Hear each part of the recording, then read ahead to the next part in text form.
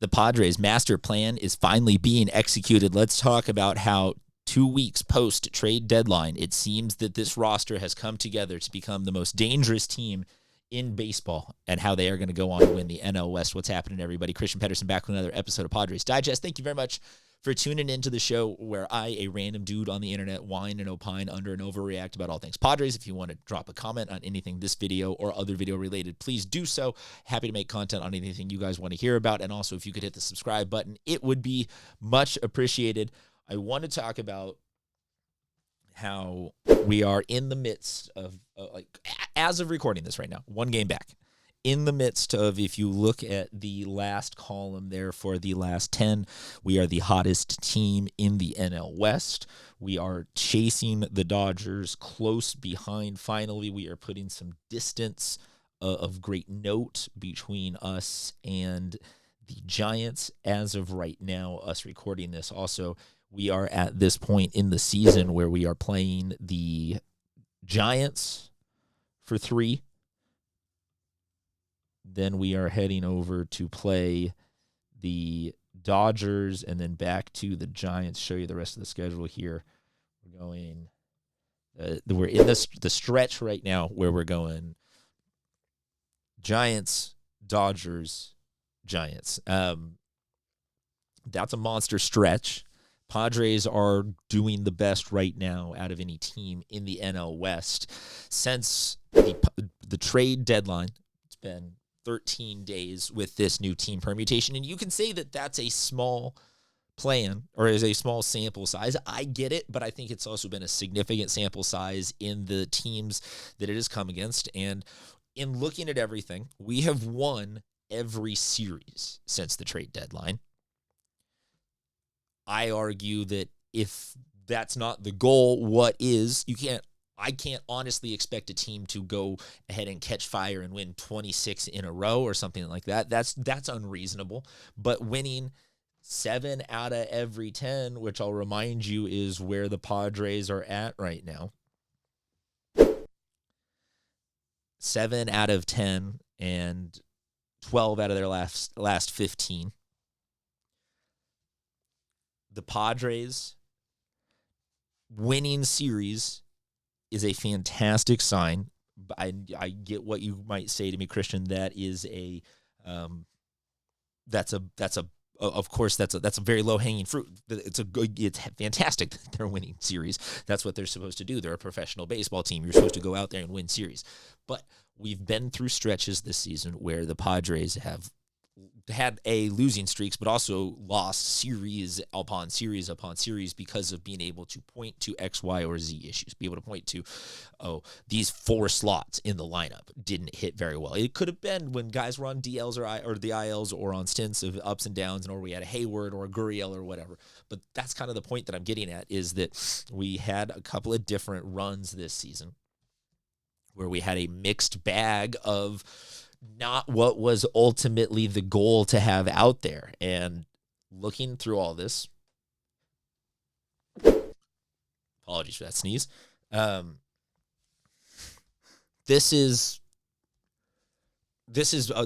probably a bigger and more convoluted graphic than you are necessarily going to be able to absorb and enjoy watching this on your phones. But I bring up all of these numbers collectively to say that here is the bulk of who takes the majority of the at-bats for the San Diego Padres offensively. And this list is much more positive than it used to be at several stretches. We talk about those several stretches. There are now 9 guys on this lineup, all of whom have positive WAR except for Ramon Laureano at a negative 1.2 WAR. And I would argue that he, with his walk-offs and his clutch performance so far, I think that he gets a pass on being the one guy with the negative. Let's zero him out, maybe, perhaps. So into showing you all of those numbers, I don't need to have the specific of because Jackson Merrill has regressed. Nando's not having a great year, but we are back to the point where the lineup as a whole has depth, has offensive capabilities, spread out wide enough that it is no longer the top-heavy issues that it was having earlier this season. So the lineup is fixed. What's the perfect permutation? Do we like O'Hearn at first and Arraez DHing? Flip that. Do we need Sheets against the righties? Do we need someone else against the sure, there's little permutations to sort of fidget with, but right now it would make sense that is complete. It would also then be, you look over here, we'll start with the bullpen because this one is just the automatic. It's done. But this team, 2 weeks now post us adding Mason Miller, I think that this bullpen, I have brought it up in previous episodes. This is best bullpen in franchise history.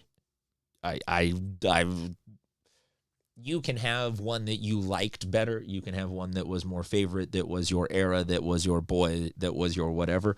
But this is best bullpen in team history. I'm not going to go as far to say as that it's the best bullpen ever. I don't know those stats well enough, but it is the best bullpen in Padres history. So that is a completed, that's a check mark. And then you come to this. The starting rotation now as of us returning Michael King, making the move to get Sears down to the minors, putting Cortez at the 5 or the trinket lefty position. I can ride with this. I think it doesn't. I don't think it goes in this order. This is just how it was listed on the Padres depth chart. I think that the permutations maybe don't even matter when you're talking about that. But looking back at like what I was saying, with all of these pieces now filled, we're talking about where the Padres are and where they are going. They are one back, like I said, winning series consistently since the trade deadline. We are right here right now in these the Giants games. If the Padres can make it through the rest of this Giants series and then the next 2 series with the Giants-Dodgers, Padres can get through these, winning these series. That puts us in charge of the NL West. That puts us back on top of the NL West. Going through that gauntlet lands us back at the number 1 spot. But then if we survive that gauntlet, then let's carry it out. Let's do the math out that say we win 2 out of 3 for 2 out of every 3 for the rest of the season. There's 52-ish games, 51, 50, 49, depending on how soon you watch this. Most of you will watch this within a day or two of us publishing it. So let's call it there's 50 games left in the season. Winning 2/3 of those puts us right around the 60 mark, or right around the 30 mark. We'll bring back show you the standings again so you have a refresher.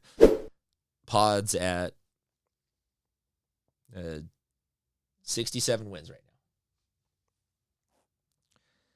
You add 30, 32, 33 to get to 100 games.